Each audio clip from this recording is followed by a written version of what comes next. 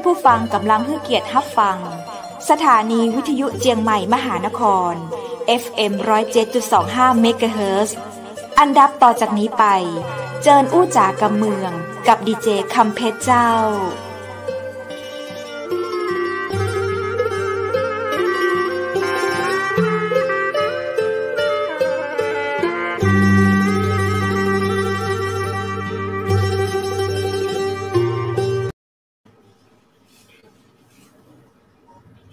สวัสดีคุณผู้ชมที่ฮักเจ้าวันนี้ขอสุมานะเจ้าวันนี้มากันขวายน้อยนะเจ้า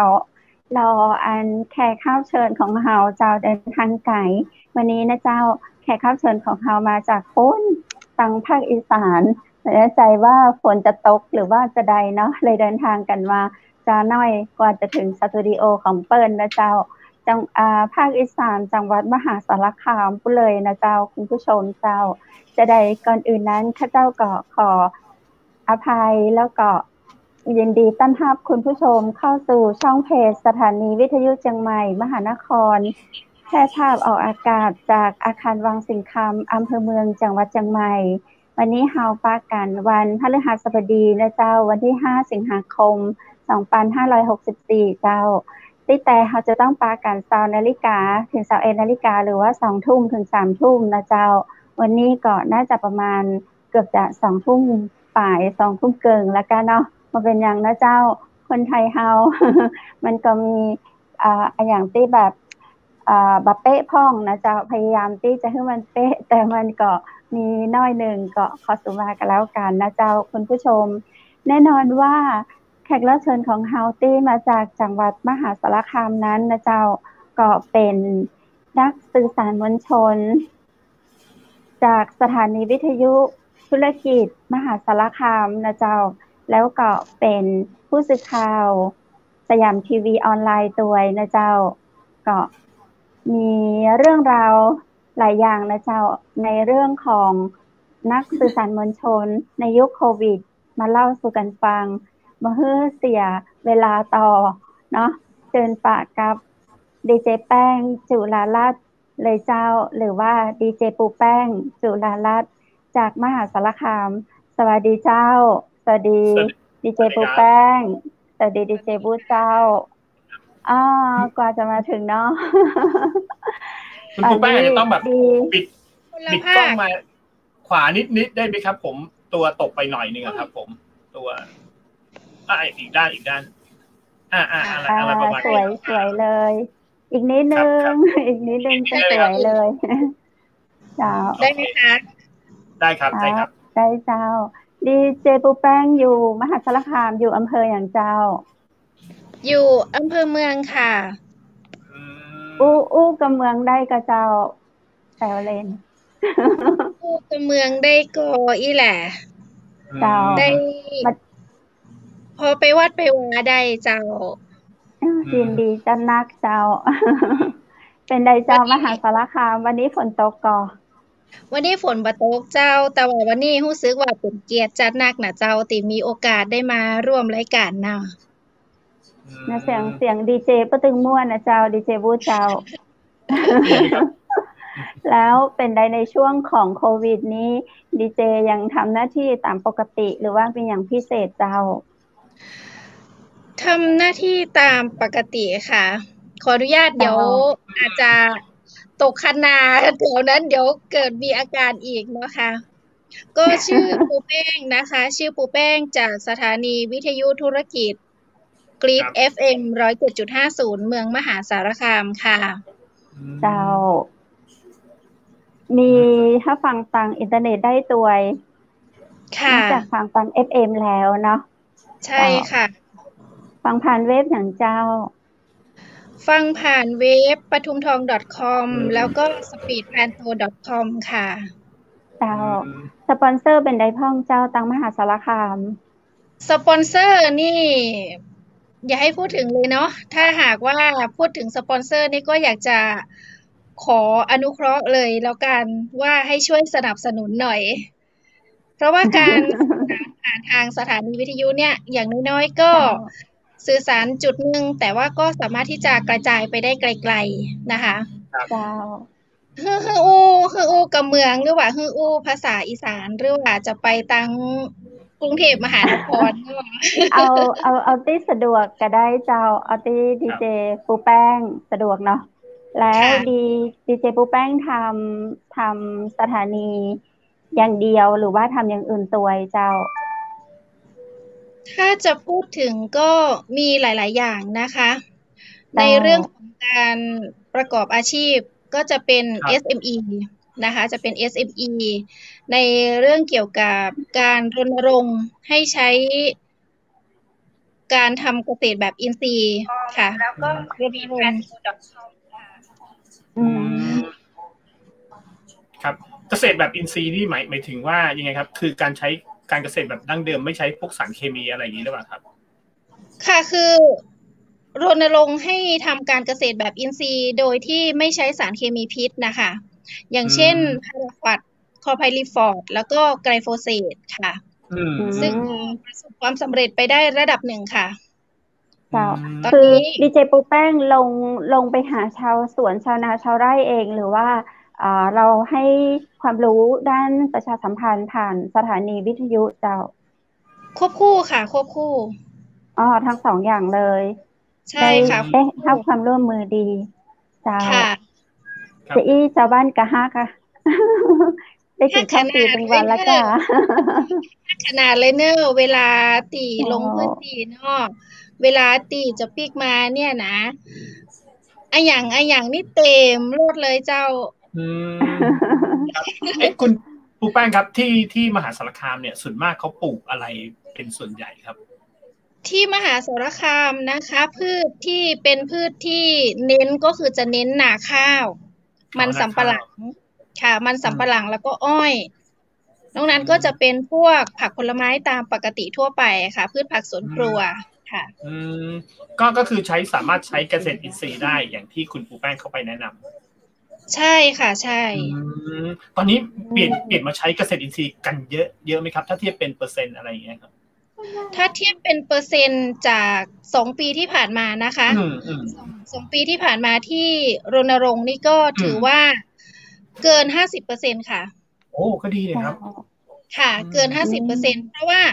เราจะพยายามให้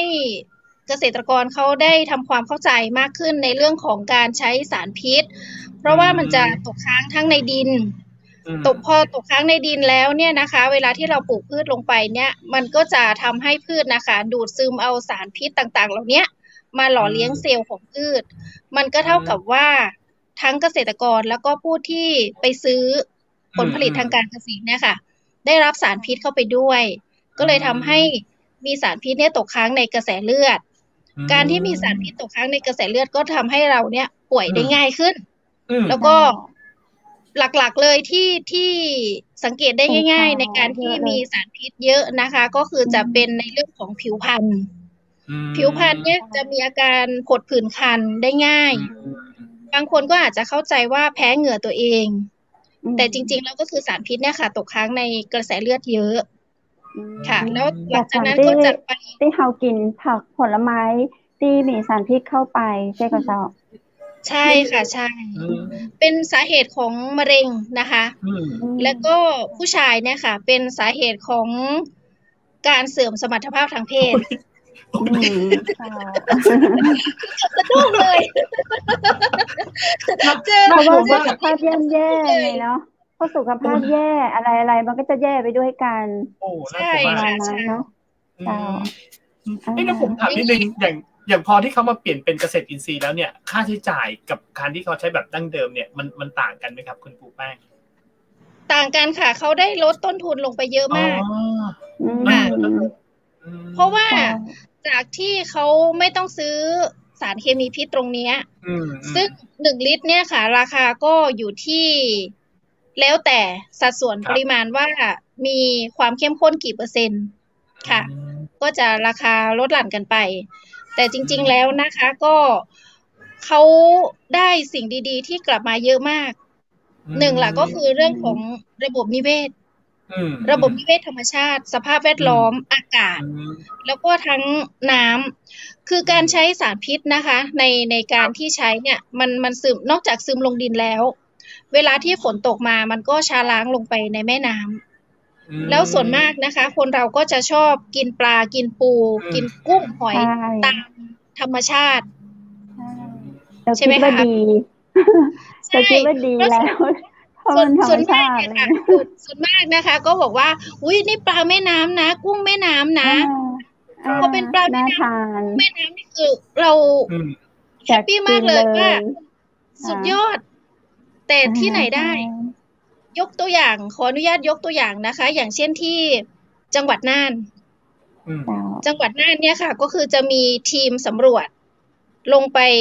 สุ่มตรวจเนื้อปลาในแม่น้ำปรากฏว่าเนื้อปลาในแม่น้ำค่ะมีสารปนเปื้อนที่เป็นสารพิษซึ่งเยอะเหมือนกัน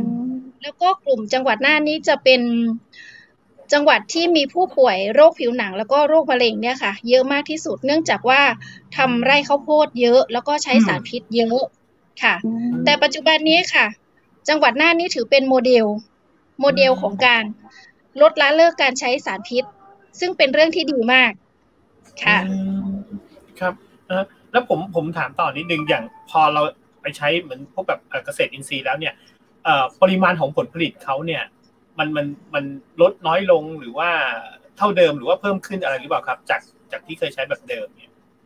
ถ้าพูดถึงในเรื่องของผลผลิตนะคะมันก็ต้องมีปัจจัยหลายๆอย่างเกื้อกันด้วยแต่ว่าถ้าจะวัดกันที่การที่เขาเลิกใช้สารเคมีเนี่ยนะคะเขาได้ผลผลิตที่สวยขึ้นรสชาติอร่อยขึ้นค่ะคือพูดง่ายๆคือคุณภาพดีขึ้นแล้วก็ยังมีปริมาณที่เพิ่มขึ้นด้วยนะคะเพราะอะไรอยากทราบไหมคะครับเพราะอะไรคะอยากทราบไหมคะอยากทราบจ้ะค่ะเพราะว่าดินมีจุลินทรีย์การที่ดินมีจุลินทรีย์เนาะดินมีจุลินทรีย์ก็ทำให้เกิดการย่อยสลายพวกสิ่งที่มันตกค้างอยู่ในดินแล้วดินมันร่วนดินมันโปร่งพวกรากพืชต่างๆเหล่านี้ค่ะมันก็สามารถที่จะหยั่งลึกได้แล้วก็แผ่ขยายได้ไกลอีกอย่างหนึ่งก็คือจะมีพวกไส้เดือนต่างๆนะคะมาอาศัยสังเกตไหมคะว่าเดี๋ยวนี้ธุรกิจของการเลี้ยงไส้เดือนเนี่ยเฟื่องฟูมากเพราะอะไรใช่เพราะอะไรเพราะว่าดินมันเสื่อมสภาพไปเยอะแล้วมูลไส้เดือนนะคะมันเป็นไนโตรเจนธรรมชาติที่ดีมากแล้วไส้เดือนเนี่ยค่ะเป็นสัตว์มหัศจรรย์สัตว์มหัศจรรย์ก็คือเขาจะมี2เพศในตัวเดียวกันครับ2เพศในตัวเดียวกันใช่ค่ะไส้เดือนนะคะจะมี2เพศในตัวเดียวกันถ้าหากว่าเอาไส้เดือนมาเลี้ยงเนี่ยค่ะใส่ลงไป2ตัวไม่ได้เลือกนะคะคือหยิบมาเลยค่ะ2ตัวใส่ลงไปในบ่อที่เลี้ยงด้วยผักต่างๆพวกนี้ค่ะจะดีมากพวกผักที่เป็นเศษเหลือๆผักผลไม้เหลือๆพวกนี้ค่ะให้เขากินจะดีมากเลยค่ะจะได้ธาตุไนโตรเจนที่เยอะมากพอใส่ลงไป2ตัวปุ๊บผ่านไปไม่นานเท่าไหร่ค่ะจะเพิ่มขึ้นมาแบบเยอะมากเพราะว่าเขาจะผสมกันพอเขาผสมพันธุ์กันนะคะเขาก็จะออกไข่ออกลูกทั้ง2ตัวเลยค่ะก็จะเพิ่มจำนวนไส้เดือนมากยิ่งขึ้นใช่ค่ะคือไม่ใช่เหมือนกับไก่นะถ้าไก่เนี่ยจะต้องมีตัวผู้ตัวเมียเนาะแล้วเวลาออกไข่ก็จะต้องมีแค่ตัวเมียที่ออกไข่ใช่ไหมคะแต่ไส้เดือนนะคะคือถ้าเขาผสมพันธุ์กันปุ๊บเนี่ยเขาจะออกไข่ออกลูกทั้ง2ตัวเลยแล้วเขาก็จะเพิ่มทวีขึ้นเรื่อยๆค่ะแล้วไส้เดือนก็จะเป็นสัตว์มหัศจรรย์อีกอย่างหนึ่งเพิ่มขึ้นมาอีกด้วยก็คือว่าเขามีจุลินทรีย์อยู่ภายในลำไส้อยู่ภายในท้องของเขาอะค่ะเขากินอาหารพวกนี้เข้าไปปุ๊บเนี่ยมันเป็นไนโตรเจนอย่างเดียวแต่พอเขากินอาหารเข้าไปปุ๊บอะค่ะเขาจะสามารถก่อให้เกิดแร่ธาตุอื่นๆเพิ่มมาอีกเยอะมากมันก็เลยทำให้ดินดีพอดินดีปุ๊บเวลาเราปลูกอะไรไปเนี่ยค่ะมันก็เลยมีแร่ธาตุอย่างเช่น NPK พวกสังกะสีทองแดงแมงกานีสหรือว่าแคลเซียมพวกนี้ค่ะมันก็จะเพิ่มขึ้นมาแบบเยอะมาก นั่นคือประโยชน์ของไส้เดือนครับครับค่ะในอนาคตดีเจปูแป้งมองไว้ว่ามันน่าจะมากกว่า 50% เนี่ยเพิ่มขึ้นยังไงครับผมในอีกสักปีหรือ2ปีข้างหน้าเนี่ยในการทำเกษตรอินทรีย์ครับผมวางเป้าหมายไว้ไหมครับวางเป้าหมายในการทำเกษตรอินทรีย์ให้มากขึ้นซึ่งตอนนี้ค่ะอย่างในเขตพื้นที่ภาคอีสานนะคะไม่ใช่แค่ที่จังหวัดมหาสารคามเขตภาคอีสานเลยค่ะก็ลดสารเคมีพิษลงไปเยอะมากเนื่องจากว่ามติของรัฐบาลด้วยครับที่แบนคลอไพริฟอร์ดแล้วก็พาราควอดซึ่งถ้าหากว่าใครมีไว้ครอบครองก็จะมีความผิดแล้วก็ส่วนไกลโฟเสตนี่คือจำกัดการใช้หากว่าจะใช้ก็ต้องไปขออนุญาตจะต้องแจ้งว่าจะใช้บริเวณตรงนี้ในปริมาณที่เท่าไหร่ส่วนพาราควอดแล้วก็คลอไพริฟอร์ดนั่นคือถ้าหากว่ายังใช้ก็ถือว่ามีความผิดค่ะก็ตรงนี้ก็เป็นอีกส่วนหนึ่งด้วยค่ะเพราะว่าก็ไม่อยากจะทำผิดกฎหมายกันอีกทั้งกลุ่มชาวบ้านนะคะกลุ่มชาวบ้านเขาก็จะร่วมมือกันดีถ้าหากว่าใครที่ยังใช้ยาฆ่าหญ้ายาฆ่าแมลงที่มีส่วนผสมของสารพิษ2ตัวนี้นะคะ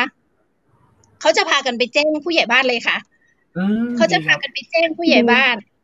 ค่ะแล้วผู้ใหญ่บ้านก็จะไปกับคณะกรรมการแล้วเขาก็จะไปพูดคุยว่าให้หยุดฉีดนะให้เลิกฉีดนะคือจะเป็นการเตือนค่ะก็คือจะไม่ได้จับส่งแบบตีความผิดแบบนั้นเลยนอกจากว่ายังไม่ฟังก็จะเริ่มที่จะมีในเรื่องของกฎหมายเข้ามาเกี่ยวข้องค่ะครับนี่ตอนนี้มีคำถามเข้ามาตรงหน้าจอครับไม่ทราบว่าดีเจปูแป้งเห็นหรือเปล่าครับหรือให้ผมอ่านให้ฟังไหมเขาบอกว่ามูลไส้เดือนใช้กับพวกอะโกรนีมาได้หรือไม่คะถามว่ามูลไส้เดือนใช้กับอะไรได้บ้างคือก็ใช้ได้กับทุกอย่างนะคะแต่ว่า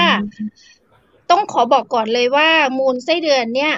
ไม่เหมาะกับในช่วงของการที่จะให้ติดดอกออกผลเหมาะที่จะใช้กับพืชที่กินใบ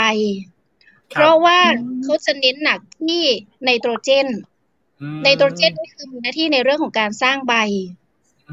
แต่ว่าถามว่าใช้กับอะไรได้ไหมเนี่ยค่ะก็คืออะไรก็ได้ค่ะที่ไม่ได้เป็นสารพิษแต่ว่าในช่วงของการที่จะให้มันติดดอกออกผลนะคะอันนี้ก็คือควรที่จะงดครับค่ะก็จะมีวิธีของเขานะครับใช่ค่ะครับโอ้โหดีจังเลยแล้วอย่างนี้เนี่ยตอนนี้เนี่ยไม่ใช่แค่มหาสารคามที่เดียวนะอย่างเมื่อกี้ที่ดีเจปูแป้งบอกไปเริ่มหมายถึงประเทศไทยเนี่ยเริ่มให้ความสำคัญกับตรงนี้แทบทั้งประเทศหรือยังครับในเรื่องของเกษตรอินทรีย์ครับเริ่มให้ความสำคัญทั้งประเทศหรือยังหลังจากที่มีมติการแบนสารพิษ2ตัวนี้นะคะก็เริ่มตื่นตัวกันมากขึ้นอย่างเช่นที่จังหวัดน่านที่พูดถึงไปเนาะก็คือเป็นโมเดลก็คือท่านผู้ว่าราชการจังหวัดอะค่ะเป็นผู้นำทัพเลยว่าให้ใช้สารพิษให้มาทำเกษตรแบบอินทรีย์ไม่ว่าจะเป็นยาฆ่าหญ้าหรือว่ายาฆ่าแมลงที่เคยใช้สารพิษมาก่อนก็เปลี่ยนมาใช้เป็นสมุนไพรซะซึ่งมันมีสมุนไพรเยอะมากเลยนะคะในการที่จะเอามาจัดการกับแมลงศัตรูพืชหรือว่าพวกวัชพืชต่างๆอะค่ะจริงๆแล้วคุณวุฒิทราบไหมคะว่าวัชพืชเนี่ยมีประโยชน์นะคะวัชพืชไม่ได้มีโทษเลยฮะเอาละครับทีแรกเราก็นึกว่าพวกนี้ยกตัวอย่างสักตัวอย่างก็ได้ค่ะว่าวัชพืชอะไรบ้างที่มีประโยชน์อะไรครับผมไม่แน่ใจหญ้าไปทำปุ๋ยหรือว่าไปคุมดินถ้าให้เราคิดแล้วก็เราก็คิดได้แค่นี้แล้วก็มองได้แค่นี้เพราะว่าอย่างถ้าที่บ้านที่นครสวรรค์เนี่ยโอ้โหฉีดให้หญ้าตายเลยครับซึ่งอันตรายมากโอ้ยมันอันตรายมากจริงคือการฉีดให้หญ้าตายเนี่ยถามว่ามันมีข้อเสียไหมมีข้อเสียเยอะมากเลยนะคะหนึ่งก็คือดินเสื่อมสภาพไปละสารพิษตกค้างในดินไปละแล้วทีนี้พอเราจะไปปลูกพืชเนาะพืชมันก็ดูดซึมเอาสารเคมีนั่นแหละค่ะขึ้นมาให้เรากินก็จะประมาณนั้น แต่ว่าการที่จะทำเกษตรแปลงใหญ่ ถ้าหากว่าไม่ใช้มันก็อาจจะลำบากนิดนึงถ้าหากว่าจะใช้คนตัดแต่จริงๆแล้วนะคะถ้าพูดถึงว่าหญ้าก็สามารถที่จะเอามาคลุมดิน แต่วัชพืชอีกอย่างหนึ่งที่ตอนเนี้ยทางการเขาปวดหัวมากเลยนะคะ ทางการปวดหัวมากเลยที่ไม่รู้ว่าจะจัดการยังไงจะกำจัดยังไงครับทราบไหมคะว่าคืออะไรไม่ทราบครับคืออะไร น่าจะมีรางวัลให้ด้วยนะคะนี่ถ้าเกิดว่าตอบถูกจะตอบถูกครับผมไม่ทราบจริงๆครับอันนี้ถึงได้รางวัลมาก็ตอบไม่ถูกอะค่ะเฉลยเมื่อไหร่ครับเฉลยเมื่อไหร่อยู่ตามแม่น้ำลำคลองอะค่ะคืออะไรที่เขากำลังปวดหัวอยู่ดีอะไรอะตามแม่น้ำลำคลองคุณรู้ช่วยนี่ไม่ได้เล่นน้ำแม่น้ำมาประมาณ20 ปีแล้วครับโอ้โหไม่ไปตีโป่งแล้วเหรอน้ำในห้องน้ำมาแบบ6 เดือนแล้วแต่โควิดนะไม่ได้ไปกระโดดเป็นสไปเดอร์แมนแล้วเหรอไม่สมัยเด็กกับแม่น้ำปิงไม่มีนะในนึกอยู่นะครับสมัยคุณวุฒินี่น่าจะเป็นไอ้มดแดงไหมฮะโอ้โหกระโดดกันแบบแม่น้ำปิงจนคุณย่าต้องมาตามอะครับว่าให้ขึ้นได้แล้วอย่างเงี้ยครับเขาเรียกว่าอะไรลูกเตะสกายคิกอะไรอย่างงี้ใช่ไหมครับใช่อันนี้เฉลยหน่อยครับไอ้ตัวที่บอกที่อยู่ในแม่น้ำนั่นคืออะไรนะครับผมตัวที่บอกผักตบชวาค่ะผักตบชวาโอ้ใกล้ๆตัวเรานี่เองเนาะถึงบางอ้อเลยแต่ที่นครสวรรค์ที่บ้านไม่มีจริงครับแต่ในกรุงเทพมันเยอะมากตัวอะไรนะคะตัวอะไรนะผักตบชวาที่เดี๋ยวนี้เขาโกยทิ้งกันนะครับผมเห็นแบบต้องโกยเอารถแมคโครนี่ไปโกยทิ้งกันเลยอ่ะใช่เห็นทหารมันมีประโยชน์เหรอครับมันมีประโยชน์นะครับมีประโยชน์มากเลยคือเดี๋ยวนี้ชาวบ้านเขาก็เอามาสานเป็นตะกร้าอะไรอย่างนี้ใช่ไหมคะเอาไปสานเป็นตะกร้าถ้าหากว่าไม่ได้รับการส่งเสริมสนับสนุนก็ไม่มีคนซื้อเนาะอันนี้ก็ทำให้แล้วอย่างนี้มันมีประโยชน์ไงครับเผื่อทางคนผู้ฟังที่ฟังเนี่ยเขาแบบหมู่บ้านเขาผักตบชวาเยอะเลยอ่ะบอกหน่อยครับประโยชน์ของผักตบชวาคืออะไรครับผมมาเพาะเห็ดฟางค่ะเหรอคะแล้ววิธีอะครับวิธีทำต้องทำยังไงครับเอามาเพาะเห็ดฟางซึ่งบางครั้งเนี่ยอาจจะคือมาตากแดดก่อนก็คือเอาผักตบชวาเนี่ยค่ะมาสับมาหั่นแล้วก็ตากแห้งก่อนบางส่วนนะคะถ้าพูดถึงนี้ให้คุยในเรื่องของการเพาะเห็ดฟางเลยไหมคะนี่หรือยังไง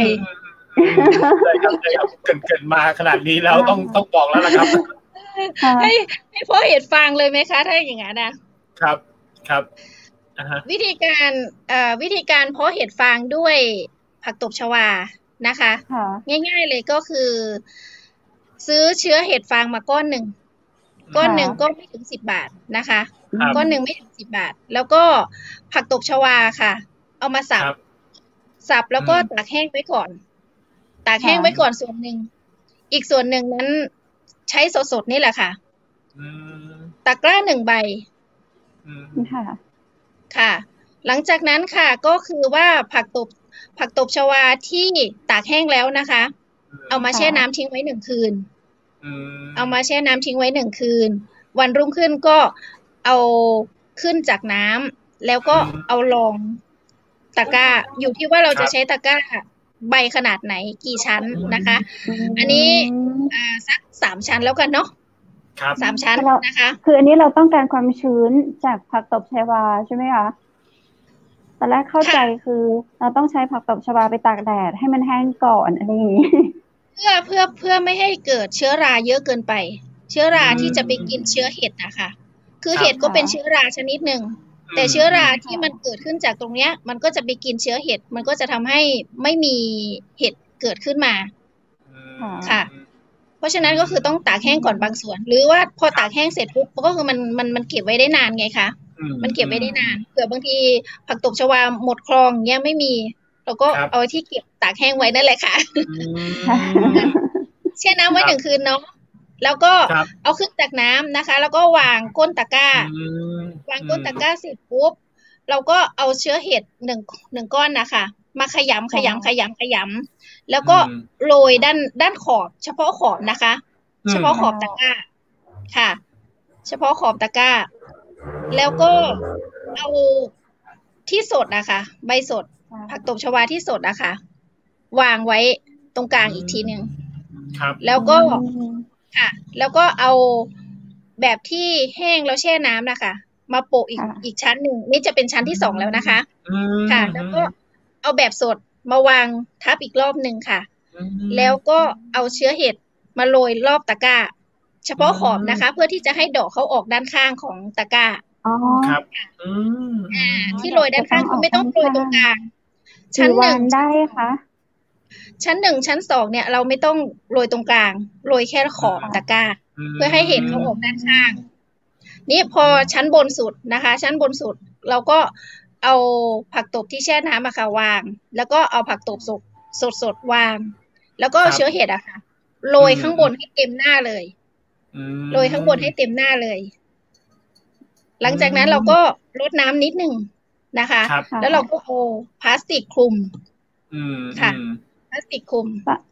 ประมาณกี่วันคะเราจะได้เห็ดบางทีถ้าอากาศร้อนมาก3 วันเราก็เปิดครั้งหนึ่งเพื่อที่จะรดน้ำให้เขาค่ะถ้าร้อนไม่มากก็ประมาณสัก4 วันก็เปิดแล้วก็รดน้ำให้เขาหน่อยค่ะ10 กว่าวันผ่านไปก็เริ่มเห็นแล้วค่ะก็คือน่าจะประมาณสัก7 วันเนี่ยค่ะก็คือจะเริ่มเห็นเป็นฝ้าขาวๆค่ะพอเราเปิดไปปุ๊บเราเห็นฝ้าขาวๆแล้วก็เอาฝ้านั้นออกก่อนปุ๊บแล้วก็คุมไว้เหมือนเดิมหลังจากนั้นก็จะเริ่มแตกเป็นตุ่มเป็นเห็ดขึ้นมาแล้วค่ะก็กินได้เลยใช่โอ้โหนี่นึกถึงตอนเรียนเลยนะครับผมที่ครูให้เห็ดคุณครูแป้งครับอย่างนี้สมมติคนฟังเนี่ยเขาก็ฟังอย่างเงี้ยถ้าเกิด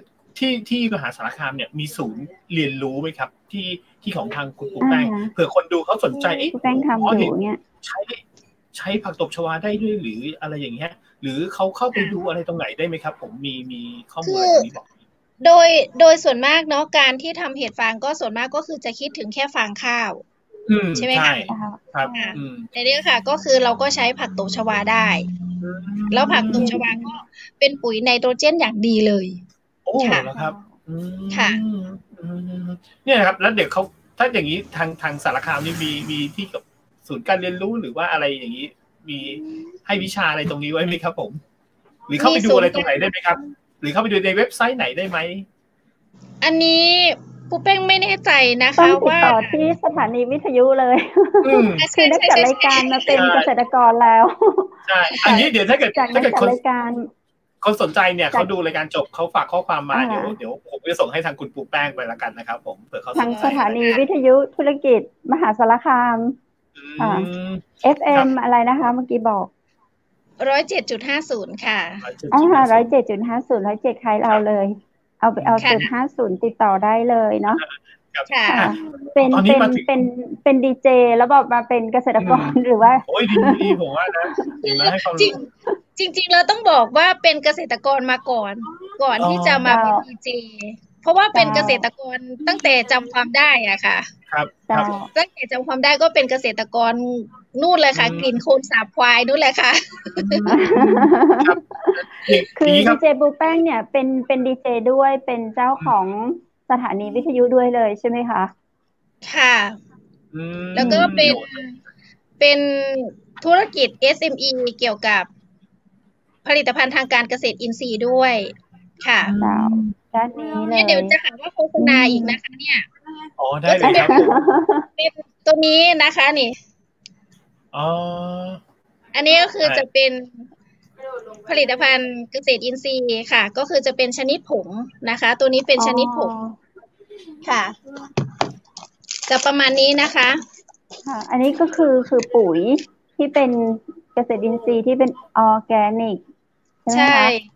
ก็คือจะว่าเป็นออร์แกนิกก็ไม่เชิงนะคะเพราะว่าทางกรมวิชาการเกษตรเนี่ยเขาห้ามใช้คำประเภทนี้อยู่อันนี้ก็คือจะเป็นใช่ค่ะเพราะอะไรเรามีส่วนผสมอย่างอื่นนะคะไม่ใช่อย่างนั้นค่ะคือมันจะเป็นเขาเรียกว่าพ รบปุ๋ย2518ครับพรบปุ๋ย2518แล้วก็มาแก้ไขเมื่อ2535จนถึงปัจจุบันนี้ก็ยังใช้พรบเดิมและพรบใหม่ที่เพิ่มขึ้นมาเรื่อยๆเหมือนกันกับกสทช.นี่แหละค่ะเหมือนกันกับกสทช.ตั้งแต่2018ตอนนี้เนี่ยถ้าจะไม่พูดถึงเรื่องของฟ้าทลายโจรเลยอ่ะเป็นไปไม่ได้เพราะช่วงนี้แบบว่าแรงมากครับคือเราก็อยากรู้ด้วยว่าทางคุณปูแป้งที่ทำอยู่เนาะเกษตรอินทรีย์ตรงเนี้ยมีเรื่องแบบฟ้าทลายโจรหรือว่ากระชายหรือว่าอะไรที่กำลังได้รับความนิยมขิงอะไรอย่างเงี้ยค่ะทำด้วยไหมคะถ้าพูดถึงว่าฟ้าทลายโจรใช่ไหมคะค่ะอันนี้ประชาสัมพันธ์ได้เลยหรือเปล่าคะเนี่ยได้เลยครับได้ไหมครับได้ค่ะฟ้าทลายโจรนะคะอยู่ที่สถานีวิทยุธุรกิจกรีฑ FM 107.50 เมืองมหาสารคามนี่เราแจกฟรีนะคะแจกฟรีค่ะแจกฟรีที่เป็นต้นกล้าแจกฟรีที่เป็นต้นกล้าและก็เมล็ดพันธุ์สามารถที่จะเข้ามารับได้ที่สถานีแต่ถ้าหากว่าอยู่ไกลไม่สะดวกที่จะมาเนาะค่ารถเนี่ยแพงกว่าค่าเมล็ดพันธุ์อีกใช่ไหมคะหมายไปก็ส่งให้ทางไปรษณีย์ใช่ค่ะส่งให้ทางไปรษณีย์ส่งให้ฟรีด้วยนะคะค่าส่งก็ไม่คิดด้วยน่ารักมากมีอะไรบ้างนะคะดิเจรูแป้งกระชายขาวตอนนี้ที่แจกฟรีอยู่ก็คือจะเป็นฟ้าทลายโจรที่เป็นกระแสอยู่นะคะแต่ว่าต้นไม้อื่นๆก็มีแจกค่ะอย่างเช่นโมโรเฮยะคุณวุฒิรู้จักไหมคะโมโรเฮยะไม่รู้จักครับโมโรเฮยะอันนี้ก็แจกฟรีค่ะมาจากญี่ปุ่นเหรอภาษาไทยเป็นชื่อต้นอะไรครับโมโรเฮยะโมโรเฮยะแล้วก็ชัยยานะคะชัยยาก็แจกค่ะมันเบอรี่ก็แจกค่ะแจกฟรีเลยค่ะท่านใดที่ต้องการก็เข้ามารับไปฟรีเลยค่ะค่ะอันนี้ผมถามก่อนโมโรเฮยะเนี่ยถ้าปลูกแล้วเนี่ยเราใช้ตรงอะไรส่วนไหนทำประโยชน์อะไรเนี่ยได้ครับยอดใบทำอาหารอร่อยมากเป็นพืชตระกูลเดียวกันกับปอคุณวุฒิเคยทานผัดใบปอไหมคะตามร้านข้าวต้มอาหารจีนใช่เคยนึกออกเคยทานแต่ว่าโมโรเฮยะเนี่ยค่ะจะมีสรรพคุณที่มากกว่าใบปอเรียกได้ว่าเป็นราชาแห่งผักเลยก็ว่าได้ค่ะโมโรเฮยะนะคะถ้าต้องการก็แจกฟรีค่ะส่งเมล็ดพันธุ์ให้ได้ค่ะค่ะดีจังรวมไปถึงฟ้าทลายโจรด้วยถ้างั้นขออนุญาตบอกถึงวิธีการเพาะฟ้าทลายโจรเลยดีไหมทำไงให้เก็บใบทำอย่างไรให้เก็บใบได้เร็วครับผมคือเก็บเร็วไม่ได้ค่ะเก็บเร็วไม่ได้เพราะว่าต้องรอให้ถึงช่วงอายุถ้าไม่ถึงช่วงอายุก็ไม่มีสารที่เป็นตัวยากี่เดือนคะใช่ค่ะต้องรอให้ถึงช่วงอายุถึงจะมีสารที่เป็นตัวยาก็คืออายุ3 เดือนครึ่งถึง4 เดือน3 เดือนครึ่งถึง4 เดือนนี่คือเป็นส่วนทุกส่วนของฟ้าทลายโจรนี้ใช้ได้หมดเลยทั้งยอดทั้งใบทั้งก้านทั้งต้นทั้งรากใช่รากของฟ้าทลายโจรที่ถอนใหม่ๆจะเป็นยาเหมือนกันกับรากกัญชาตอนนี้ค่ะที่รักษาปอดผู้ที่เป็นผู้ป่วยติดเชื้อโควิด -19 แล้วหายแต่ปอดไม่ได้รับการรักษาก็ใช้รากกัญชาเนี่ยค่ะไปสกัดแล้วก็รักษาได้แต่ว่าประชาชนทั่วไปก็คงจะเข้าถึงได้ยากเนาะในเรื่องของกัญชาอันนี้ก็ยังไม่ขอพูดถึงตรงนี้แล้วกันเพราะฉะนั้นเอาอย่างนี้นะคะเอาอย่างนี้วันนี้มีเคล็ดลับดีๆมาฝากถ้าหากว่าฟ้าทลายโจรราคามันพุ่งใช่ไหมราคามันพุ่งราคามันสูงตามท้องตลาดหาซื้อไม่ได้ใช่ไหมคือซื้อก็แบบโอ้โหเกินแล้วอีกอย่างหนึ่งนะคะมีแบบว่าคนที่แบบเห็นแก่ตัวมากๆเลยเอาบรเพชรมาใส่แทน เอา จ้ะ ขี้เหล็กมาใส่แทน เอาสะเดามาใส่แทน เท่านั้นยังไม่พอนะคะ ยังสวมทะเบียนของเขาอีกอ่ะ โอ้โห อันนี้คือโอ้โหนะไม่รู้ว่าจะสรรหาคำพูดไหน ใช่ มา ใช่เห็นมีข่าวออกเมื่อวาน มากๆครับ ก็ฝากเตือนไว้หน่อยเนาะฝากเตือนไว้หน่อย เพราะฉะนั้นค่ะ ไม่ต้องไปสรรหาค่ะ ไม่ต้องไปสรรหา เพราะว่าถ้าหากว่าไม่ได้เป็นผู้ป่วยนะคะ ไม่ได้เป็นผู้ป่วยติด ค่ะ เชื้อนะคะฟ้าทะลายโจรเนี่ย ไม่จำเป็นต้องกินก็ได้ ม หรือแม้แต่กระชายขาว ก็ยังไม่จำเป็นต้องกินก็ได้ที่เป็นแบบแคปซูลนะคะพูดอย่างนี้เนี่ย ระเบิดจะมาลงแถวนี้ไหม ไม่อันนี้เห็นด้วยหมายถึงว่าถ้า คือประโยชน์ ถ้ายังไม่เป็น ให้ประชาชนใช่ ถ้ายังไม่เป็นอย่าเพิ่งไปกินครับ เพราะฉะนั้น เห็นด้วยเลย เพราะฉะนั้นนะคะก็คือถ้าหากว่าจะกินแนะนำค่ะ อันนี้คือเป็นในเรื่องของการป้องกันและก็เสริมภูมิต้านทาน เสริมภูมิคุ้มกันนะคะ คือใช้ใบสดค่ะ ใช้ใบสดของฟ้าทะลายโจรเอามาต้มในกาน้ำร้อนเลย ครับ ต้มในกาน้ำร้อนเลยค่ะ ม แล้วก็กดออกมาใส่แก้วนะคะ กดออกมาใส่แก้วเนี่ย บีบมะนาวลงไป ชอบเปรี้ยวแค่ไหนก็ใส่ลงไปเลยค่ะ ไม่ต้องเติมน้ำผึ้งก็ได้มะนาวเนี่ยโดยสรรพคุณส่วนตัวของเขาก็คือเขาเป็นกรดถูกไหมคะ แต่เมื่อไหร่ที่บีบลงไปในน้ำอุ่น แล้วเราดื่มเข้าไปอะค่ะ มันจะเป็นน้ำด่าง เคยได้ยินไหมคะว่าน้ำด่างเนี่ยค่ะ จะมีฤทธิ์ในการที่จะฆ่าไวรัสโควิด -19 ได้เพราะฉะนั้นไม่ต้องไปซื้ออะไรแพงๆค่ะ ต้องรอให้เย็นค่ะ ไม่ต้องไปซื้ออะไรแพงๆฟ้าทะลายโจรใบสดๆผู้แป้งเชื่อว่าทุกบ้านมีนะคะใส่ในกาน้ำร้อนเลยค่ะ อาจจะใส่ขิงลงไปด้วยสัก2-3 แว่นก็ได้นะคะ แล้วกดน้ำร้อนออกมาใส่แก้วอะค่ะ บีบมะนาวลงไปชอบเปรี้ยวแค่ไหนก็ใส่ไปเลยค่ะ ดื่มตอนเช้าๆนั่นแหละค่ะ ได้น้ำด่างชั้นยอดเลย ราคาถูกมากครับค่ะ อีกข้อหนึ่งขอฝากนะคะ ครับอีกข้อหนึ่งขอฝากคือกระชาย คงจะเคยเห็นคลิปหลายคลิปเนาะที่เขาบอกว่าให้ปั่นกินสดๆใช่ไหมคะใช่ โดยตามหลักจริงๆ บอกว่ามันเข้มข้นเกิน โดยตามหลักจริงๆแล้วนะคะ กระชายถ้าจะได้สารที่ดีก็คือต้องให้สุกก่อนไม่แนะนำให้ปั่นสดๆแล้วกินถึงแม้ว่าถ้าจะกินถามว่ากินได้ไหมกินได้ไม่เกิน3 วันถ้าสดๆนะคะ กินได้ไม่เกิน3 วันค่ะตับไตทำงานเยอะเพราะเห็นนี้หรือเปล่าคะนี่คือสาเหตุที่แพทย์แผนปัจจุบันเขาออกมาเตือนว่าสมุนไพรน่ะ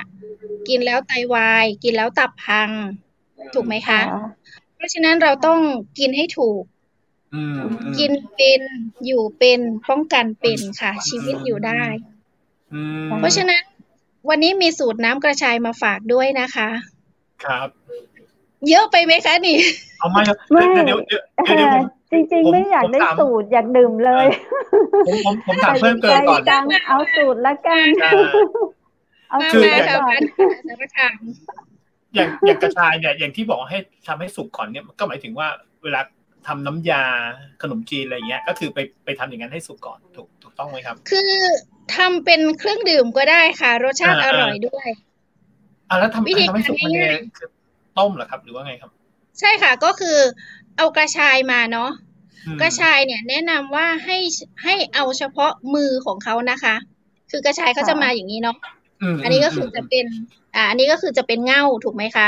อันนี้คือจะเป็นนิ้วเขาเพราะฉะนั้นเราก็ต้องเอาเฉพาะที่เป็นนิ้วอะค่ะแล้วก็เอาเง่าเนี้ยเก็บไว้เพื่อที่จะเอาไปเพาะพันธุ์ต่อ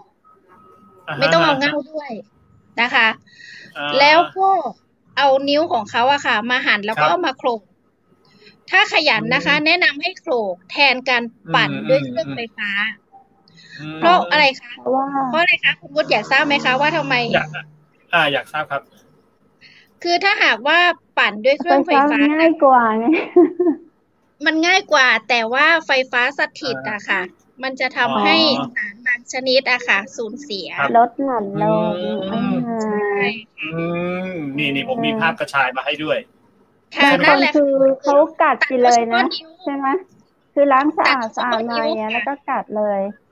ใช่ตัดเอาเฉพาะนิ้วค่ะแล้วหลังจากนั้นคือแนะนำให้โขลกนะคะอันนี้คือเป็นการทำกินที่บ้านเนาะมันก็ไม่ได้เยอะโบราณเราจะดีกว่าเนาะใช่ค่ะก็คือโขลกแล้วก็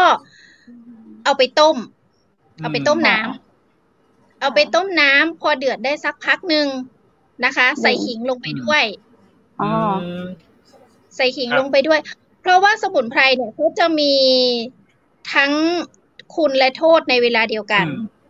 เพราะฉะนั้นจะต้องหาอะไรที่มาดับพิษซึ่งกันและกันก่อนถ้าหากว่ากินเชิงเดี่ยวมันก็จะทำให้กินต่อเนื่องได้นานไม่ได้นี่คือสาเหตุคือกระชายมันเขามีฤทธิ์เย็นแต่ขิงนะเขามีฤทธิ์ร้อนมันก็เหมือนกับยินหยางมาดีกันบาลานซ์กันแต่เขาก็กินด้วยกันได้เนาะเพราะฉะนั้นก็คือเดียวกันได้เลยค่ะขิงก็อาจจะทุบหรือว่าอาจจะหั่นเป็นแว่นแล้วกระชายก็คือโขลกหลังจากนั้นก็เอาไปต้มน้ำพอเดือดสักพักหนึ่งนะคะเราก็ปิดไฟแล้วก็กรองเอาแต่น้ำหลังจากนั้นค่ะจะเติมน้ำผึ้งหรือจะเติมมะนาวก็ได้หรือเติมทั้งน้ำผึ้งทั้งมะนาวได้เลยค่ะก็เป็นน้ำกระชายขิงมะนาวน้ำผึ้งอร่อยมากถ้าเราไม่กรองเรากินทั้งกากอะไรมันอย่างนี้ได้ไหมคะพวกแป้งถามว่าได้ไหมได้แต่ว่าคนส่วนมากเนาะเวลาที่ยกซดอะถ้ามีกากมันก็ไม่ค่อยอร่อยติดคอ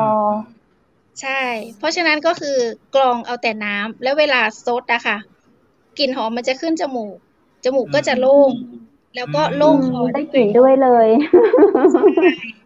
แต่ถ้าเอากากไปด้วยเนี่ยบางทีเวลาเรากลืนอ่ะมันก็จะทำให้ไม่ค่อยสะดวกสักเท่าไหร่เพราะยังไงก็คือมันก็ต้มออกมาแล้วนะคะแล้วสามารถที่จะดื่มต่อเนื่องได้ด้วยนะคะถ้าเป็นสูตรนี้ไม่มีตกค้างสามารถ5 วันอะไรไม่จำกัดเนาะใช่ถ้าเป็นลักษณะแบบนี้เราสามารถดื่มได้ตลอดใช่ค่ะถ้าเกิดว่าทำเป็นสุกแล้วนะคะแต่ถ้าเกิดว่าเป็นสดอะค่ะสดแล้วก็มาปั่นแล้วก็ดื่มอะค่ะก็คือไม่แนะนำให้ดื่มติดต่อกันเกิน3 วันค่ะเหมือนกันกับค่ะในการทำสิ่งเหล่านี้ค่ะปูแป้งได้เอาไปให้ชุมชนทางมหาสารคามมีกิจกรรมร่วมไปช่วยอะไรบ้างพอสมควรไหมคะค่ะก็โรงพยาบาลสนามค่ะโรงพยาบาลสนามหรือว่าศูนย์พักคอยนะคะศูนย์พักคอยนี่ก็คือจะเป็นคนที่เขากลับมาจากพื้นที่เสี่ยงเนาะช่วงนี้ก็มีการรับกลับบ้านก็จะไปอยู่ที่ศูนย์พักคอยก็จะแนะนำในเรื่องของการดูแลตัวเองเพื่อที่จะไม่ให้มีการติดเชื้อเพราะการที่เราป้องกันมันดีกว่าอยู่แล้วค่ะก็จะแนะนำประมาณนี้ก็ปรากฏว่า14 วันก็สบายกันทุกคนค่ะตอนนี้มหาสารคามก็ดีขึ้นเนาะวันนี้ถามว่าดีขึ้นไหมวันนี้300 กว่าจะแข่งกับกรุงเทพแข่งกับกรุงเทพมหานครวันนี้300 กว่าค่ะ300 กว่าแล้วก็ล่าสุดเลยมหาสารคามเดินทางกลับมาจากกรุงเทพเยอะใช่ค่ะแล้วก็อีกอย่างหนึ่งคือที่ตลาดสดค่ะก็จะมีเยอะอย่างวันนี้ค่ะก็เจอผู้ป่วยติดเชื้อที่ผลลบนะคะจาก700 คนที่ตรวจก็ผลลบอยู่ที่2 คนค่ะแค่นั้นเองเหรอก็คือ1ในปูแป้งหรือเปล่า1ใน2คือปูแป้งปลอดภัยค่ะปลอดภัยเพราะว่าส่วนตัวของปูแป้งคือไปฉีดวัคซีนหรือยังคะโดยส่วนตัวปูแป้งก็ต้องขออนุญาตเป็นผู้เสียสละก่อนเสียสละให้คนที่เขาภูมิต้านทานอาจจะไม่แข็งแรงให้เขาฉีดก่อนให้เขาได้รับการฉีดก่อนแล้วก็เราค่อยไปทีหลังมีสมุนไพรที่สามารถดูแลตัวเองได้ค่ะครับในความคิดของคุณปูแป้งอ่ะ คุณปูแป้งคิดอย่างผมไหมครับหมายถึงว่าอย่างตอนนี้ยอดติดเชื้อของเราอ่ะก็เยอะมากแต่ยอดคนหายเนี่ยก็เยอะใช่ค่ะแต่ละวันเนาะยอดคนหายก็เยอะคนหายจากโรคนี้นะครับบางคนเนี่ยอย่างในกรุงเทพนะครับบางคนเนี่ยยังไม่ทันไปถึงโรงพยาบาลเลยนะครับแต่หายก่อนแล้วอย่างเงี้ยด้วยความที่อย่างเงี้ยเราก็พยายามระดมให้ความรู้กันเรื่องของสมุนไพรไทยแต่โอเคมันก็ต้องให้ความรู้ที่ถูกต้องแหละว่าสมุนไพรไทยควรกินยังไงอะไรเงี้ยในความคิดของคุณปูแป้งคิดว่าตรงนี้เนี่ยสมุนไพรไทยเนี่ยในยอดที่หายกันเยอะเนี่ยมีส่วนช่วยในการที่ทำให้คนหายเยอะหรือเปล่าครับมีส่วนเยอะมากค่ะมีส่วนเยอะมากเลยนะคะในการที่เราจะจัดการเพราะว่าไวรัสนี่เกิดจากอะไรคะไวรัสนี่คือไม่มีชีวิตถูกไหมคะครับไวรัสไม่มีชีวิตนะแล้วถามว่าไวรัสมันเข้าไปสู่ร่างกายของเราแล้วทำไมมันถึงได้แตกตัวแตกเซลล์ได้เยอะถึงขนาดนั้นสาเหตุเพราะอะไรเพราะว่าสิ่งมีชีวิตอาศัยสิ่งมีชีวิตที่อยู่ภายในร่างกายของเราเองนี่แหละค่ะเป็นตัวขยายเป็นตัวแพร่กระจายเพราะภูมิต้านทานต่ำภูมิคุ้มกันอ่อนแอโดยเฉพาะไวรัสโควิด -19 ตัวเนี้ยที่มันร้ายเนี่ยเพราะว่าตัวมันเป็นหนามตัวมันเป็นหนามพอมันเข้าสู่ทางเดินหายใจปอดเรามีหน้าที่ปั๊มลมมันก็ต้องไปที่ปอดใช่ไหมคะถามว่าทำไมมันถึงไม่ไปหัวใจเพราะหัวใจมันสูบฉีดเลือดมันยังไม่ได้เชื่อมต่อกันกับทางลมทางเดินหายใจมันก็เลยต้องไปที่ปอดแต่ก่อนที่มันจะลงไปที่ปอดอะค่ะมันอยู่ตรงเนี้ยมันอยู่ตรงเนี้ยเพราะฉะนั้นเราต้องมาจัดการกับมันตรงเนี้ยค่ะร่างกายมันสร้างของมันเองอยู่แล้วก็คือพยายามที่จะสร้างเมือกสร้างอะไรมาเพื่อที่จะขจัดมันออกไปโดยการไอบ้างการมีเสมหะบ้างการมีน้ำมูกบ้างถูกไหมคะจามมันออกไปต้องการที่จะขจัดออกไปแล้วก็บอกตัวเราว่าเราเจ็บคอก็ได้รักษาแล้วก็รู้ว่าเขาเรียกว่าอะไรนะมีผู้บุกรุกมามีศัตรูมาแล้วนะต้องตั้งป้อมตั้งป้อมตีป้อมเลยทีเนี้ยเดี๋ยวคุณวุฒิตีป้อมนี่ถึงสว่างไหมคะดิโอ้ไม่เล่นเลยครับไม่ได้เล่นเกมอะไรพวกนั้นเลยแต่นี้อันนี้เดี๋ยวผมขยายความนิดนึงก็คืออย่างที่เราบอกกันว่าอย่างน้ำกระชายที่เราทำกันอย่างเงี้ยโอเคเราดื่มเข้าไปมันก็จะฆ่าตรงนี้ถูกไหมครับมันก็จะไปสู้กันตรงนี้ใช่ก็คือมันเป็นการเสริมภูมิต้านทานเพิ่มภูมิคุ้มกันค่ะฮัลโหลแต่บางเอิญแต่บางเอิญอย่างนี้นะคะคือว่าตัวไวรัสโควิด -19 เนี่ยมันเป็นหนามเมื่อมันเป็นหนามปุ๊บมันลงไปเนี่ยมันก็บาดไปทั่วใช่ไหมเวลามันลงไปนี่มันก็บาดทำให้เป็นแผลพอเป็นแผลแล้วมันเกิดอะไรขึ้นคะเลือดออกแล้วก็เป็นน้ำหนองน้ำเหลืองปวดอ่อนแออยู่ในนี้เสร็จทีนี้เกิดอะไรขึ้นแบคทีเรียค่ะแบคทีเรียมาพอแบคทีเรียมาตัวแบคทีเรียนี่แหละค่ะเป็นตัวที่กระจายเชื้อเพราะฉะนั้นเราถึงต้องไปจัดการกับแบคทีเรียไวรัสไม่ได้ร้ายอย่างที่เราคิดเลยแต่เขาไม่ได้พูดถึงแบคทีเรียเพราะอะไรเพราะว่าสมุนไพรมันสามารถอันนี้ก็เป็นนัยยะสำคัญเล่าไว้ในฐานที่เข้าใจตรงกันเนาะเข้าใจตรงกันครับแต่บางอย่างเราก็บางอย่างเราก็พูดแค่นี้ก็พอพูดในนี้ก็พอครับนะเอาง่ายกว่านั้นอีกไหมคะคุณวุฒิคุณไก่ครับเอาง่ายกว่านั้นอีกไหมคะคุณเพชรคุณแป้งติดกับเรียกคุณกุ๊กไก่เนาะครับเอาง่ายกว่านั้นนะง่ายกว่านั้นก็มีนะคะคือคุณวุฒิชอบกินผัดกะเพราไหมคะใช่ชอบมากของโปรดเลย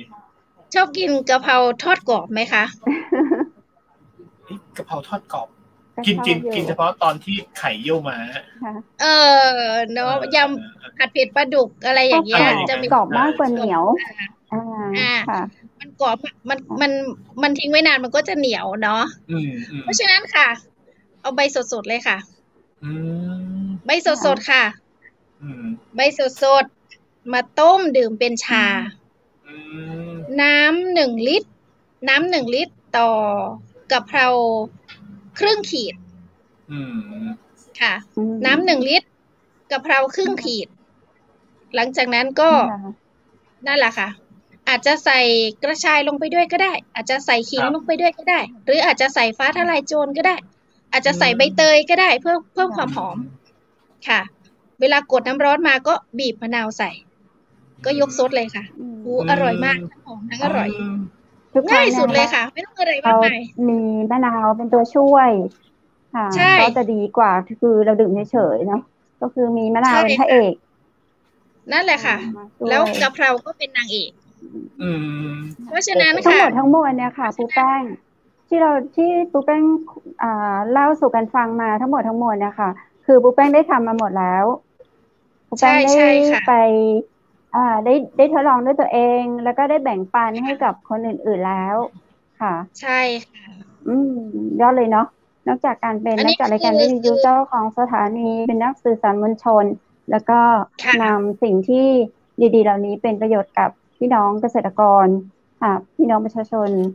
ผู้ติดเชื้อแล้วก็ได้ผลประโยชน์แล้วก็มาพูดคุยในรายการอู้จากการเมืองจังหวัดมหานครในวันนี้ก็ได้สาระเยอะมากเลยถึงแม้เข้ารายการช้าแต่วันนี้เราเผื่อเวลาให้จนครบแล้วค่ะ ช่วงสุดท้ายของรายการแล้วค่ะฝากคุณ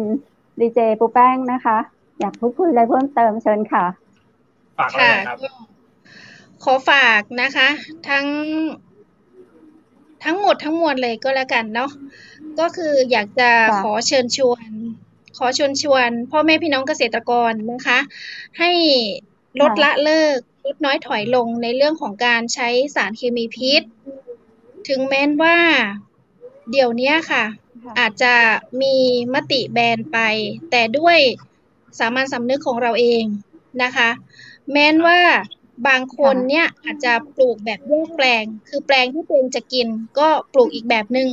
แปลงที่จะขายก็ปลูกอีกแบบนึงเพราะอะไรเพราะว่าถ้าไม่ใช้ยาฆ่าหญ้าไม่ใช่ยาฆ่าแมลงโดยเฉพาะยาฆ่าแมลงอะค่ะคือตกค้างเยอะมากเพราะว่าต้องใช้บ่อยยาฆ่าแมลงอาจจะใช้กับอีกแปลงหนึ่งที่ตัวเองทำขายส่งออกตลาดอย่างเดียวแต่มันเป็นวัฏจักรมันเป็นวงวนนะคะลูกๆหลานๆหรือว่าญาติคนที่รักอาจจะไปกินข้าวร้านที่เขาซื้อผักซื้อผลไม้จากแปลงที่เราแยกโดยใช้สารพิษมันก็เป็นวัฏจักรก็ได้รับสารพิษอยู่ดีนะคะเพราะฉะนั้นก็การทำเกษตรอินทรีย์ไม่ได้ยากเลยขอฝากทิ้งท้ายติดปลายนวมในการจัดการกับแมลงศัตรูพืชนะคะอย่างเช่นนาข้าวที่มีหอยมีปูที่ไปกัดกินต้นข้าวก็ไม่ต้องไปซื้อยาฆ่าหอยมาหยอดนะคะเพราะว่ามันเป็นสารพิษตกค้างวิธีการง่ายๆเลยค่ะใบมะละกอเอาไปวางขอบคันนาหอยจะมาเกาะใบมะละกอคุณก็ไปยกใบมะละกอแล้วเก็บหอยไปกินพอเก็บหอยไปกินเอาหอยไปต้มแล้วนะคะเอาหอยไปต้มแล้วเปลือกหอยเนี่ยจะทิ้งเรี่ยราดก็ไม่ได้เดี๋ยวเกิดไปเหยียบมันบาดอีกเพราะฉะนั้นค่ะเอาเปลือกหอยมาเผานะคะแล้วเราก็จะได้ขี้เถ้าเอาขี้เถ้าไปแช่น้ำทิ้งไว้ค้างคืนเช้ามากรองเอาแต่น้ำใสๆเอาไปเทใส่ในแปลงนาหอยนี่ไม่เหลืออยู่ในแปลงคุณเลยค่ะเก็บวิธีง่ายๆเลยนะครับใช่ค่ะง่ายๆสุดยอดเลยค่ะหรือไม่อย่างนั้นนะคะอีกหนึ่งวิธีก็คือมันสำปะหลังนะคะมันสำปะหลังเอามาสับพอละเอียดหลังจากนั้นมาก็เอามาคลุกกับข้าวไม่ว่าจะเป็นข้าวเหนียวหรือข้าวสวยก็ได้ที่สุกแล้วนะคะเอาข้าวเหลือๆก็ได้ค่ะไม่จำเป็นต้องเป็นนึ่งไหมหุงนะคะคลุกเสร็จแล้วก็เอาไปหวานให้ทั่วแปลงนาถ้าหากว่าคุณอยากจะเก็บหอยเก็บปูมาทำอาหารคุณเอาใบมะละกอไปวางไว้รอบคันนาในช่วงเวลาที่คุณจะหว่านนะคะหว่านมันสำปะหลังกับข้าวลงไปในแปลงนานะคะเขาจะมาเกาะที่ใบมะละกอคุณแค่ไปยกใบมะละกอเก็บได้เต็มที่สารไซยาไนด์ที่มีอยู่ในมันสำปะหลังค่ะจะทำให้หอยปูเกิดอาการเมา บางตัวก็คืออาจตายแต่ไม่ตกค้างในตัวหอยตัวปูนะคะเก็บมากินได้สบายไม่มีสารพิษค่ะเทคนิคง่ายๆใช้ง่ายๆอีกอย่างนึงคือไหลแดงนะคะอีกอย่างนึงคือไหลแดงเป็นดีเจเพื่อเกษตรกรโดยแท้เลยนะเจ้าคุณผู้ฟังวันหน้าต้องเชิญมาพูดคุยแล้วครับเพราะว่าดูแล้วยังมีอะไรอีกเยอะเลยแล้วแต่วันนี้เนี่ยเวลาหมดแล้วต้องขอเป็นวันหน้าครับผมจะได้วันนี้ขอบคุณดีเจปูแป้งมากนะเจ้าเดี๋ยวโอกาสหน้าเขาไปกับปากกันแหมเนาะยังมีเรื่องราวที่ใครจ่ากับดีเจคนเก่งคนนี้จากทางมหาสารคามยินดีจ้านักนะเจ้าที่วันนี้มาอู้จ่าในรายการเชียงใหม่มหานครขอให้ดีเจปูแป้งประสบความสำเร็จทั้งทางสปอนเซอร์สถานีแล้วก็ทางดูแลพี่น้องเกษตรกรผ่านทางสถานีเนาะขอบคุณนะเจ้าขอบคุณครับขอบคุณเจ้าขอบคุณเจ้าขอฝากให้ติดตามตัวนะเจ้าขอฝากเป็นลูกของต่างภาคเหนือตัวเจ้าครับผมขอบคุณครับเจ้าคุณผู้ชมเจ้าฟังแล้วเป็นเรื่องราวที่น่าสนใจมากๆเลยเนาะตอนยุคตอนสมัยในเรื่องของการดูแลสุขภาพคนในปัจจุบันนี้นะเขาก็กลัวโควิดแต่เขาจะไปหาหมอคนก็ล้นโรงพยาบาลสมุนไพรบ้านเฮาเนาะใกล้ตัวมีนาคฟ้าทะลายโจรขิงกระชายขาวอย่างที่ดีเจปูแป้งบอกเนาะเพิ่งมีไว้ปลูกไว้ตามบ้านเนาะถ้าบ้านเฮาบ่มีก็ซื้อในกาดมาเอามาเก็บไว้ในตู้เย็นเนาะแล้วก็ทำตามวิธีที่เพิ่นบอกสิ่งสำคัญเลยก็คือบะนาวช่วงนี้บะนาวออกนักนะเจ้าบะนาวบ้านเฮาก็บ่แปลงตัวเนาะข้าเจ้านี่มะนาวมีให้กินถึงวันเลยบ่ได้ซื้อเจ้ามีคนเอามาฝากถึงวันเลยก็ต้องขอบคุณเจ้านักเนาะดูแลสุขภาพของเฮาผ่านสมุนไพรดีๆบ่ต้องไปเป็นภาระคุณหมอคุณพยาบาลนักเนาะเฮาดูแลป้องกันตัวเก่าเฮาไว้ก่อนดีที่สุดละเจ้าเสียดายกับเวลาที่หมดลงซึ่งวันนี้ข้าเจ้าเลยเวลาเพื่อเวลามาให้ได้แบบเต็มชั่วโมงเต็มนะเจ้ามาตรงนี้ก็ต้องขอสมาภัยคุณผู้ชมเนาะที่ให้โอกาสหมู่เฮาได้มาอู้จากกันแล้วก็ขอบคุณนักๆเลยนะเจ้าขอบคุณสปอนเซอร์ใจดีตัวนะเจ้ามาจ้าดีกว่าบ่มาเนาะขอบคุณสปอนเซอร์ใจดีร้านครัวปิ่นโตเชียงใหม่นะเจ้าสั่งซื้ออาหารปิ่นโตได้นะเจ้าที่0818843354ยินดีที่จะส่งกับข้าวที่คุณอยากกินทั่วอำเภอเมืองจังหวัดเชียงใหม่นะเจ้าขอบคุณโรงแรมแม่เสลียงเวียงงามเปิดบริการตลอด24ชั่วโมงนะเจ้า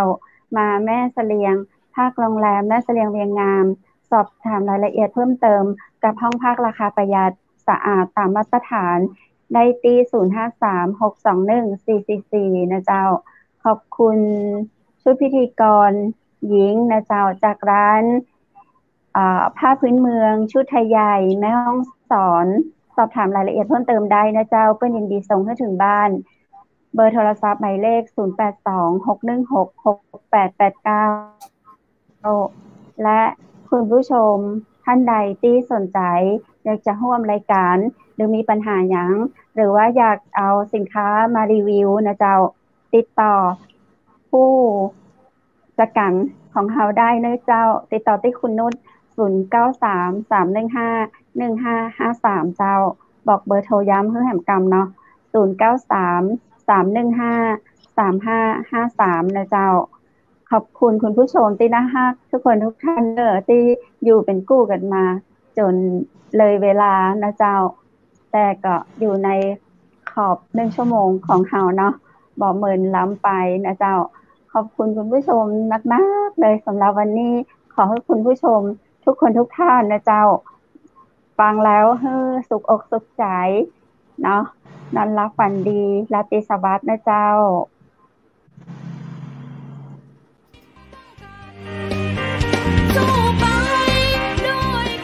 สถานีวิทยุเจียงใหม่มหานคร 107.25 เมกะเฮิรตซ์ขอแสดงความห่วงใยและเป็นกำลังใจให้ทุกท่าน